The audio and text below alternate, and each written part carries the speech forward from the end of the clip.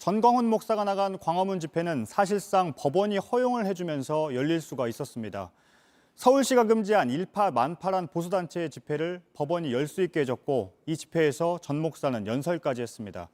그렇다면 법원이 이렇게 판단한 이유가 무엇이고 근거는 충분했는지 법조팀의 이지혜 기자와 따져보겠습니다. 네, 이 기자, 법원이 제시한 이유는 뭔가요?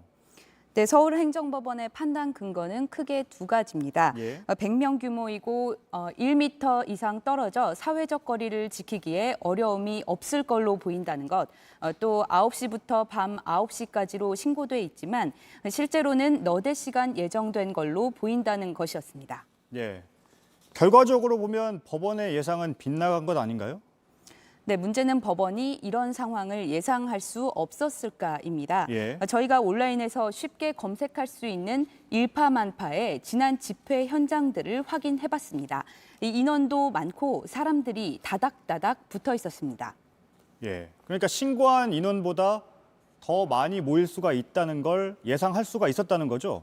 네, 특히 일파만파는 독자적으로만 집회를 해오지 않았습니다. 예. 우리공화당이나 국본 같은 단체들과 연합하는 경우가 잦았습니다.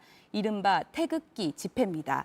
이번에 집회 금지 명령을 받은 여러 단체들은 강행하겠다는 의사를 공개적으로 밝히기도 했습니다. 이들이 일파만파의 집회에 합류할 가능성은 충분히 예견할 수 있었습니다. 네. 법원이 제시한 이유를 보면요. 1m 이상 거리 두기를 지키기에 어려움이 없어 보인다. 이런 내용도 있는데요. 실제로 지켜왔던 단체입니까? 네, 이전 집회 장면들을 보시죠. 예.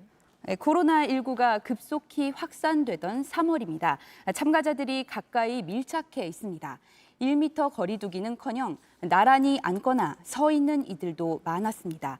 법원은 실제로는 너댓 시간만 집회를 할 거라 판단했지만 이전 집회들은 그렇지 않은 경우가 많았습니다. 이건 올해 1월 연합 집회 장면입니다. 집회 준비부터 마지막 정리까지 한낮에 시작해 저녁에 끝났습니다. 예.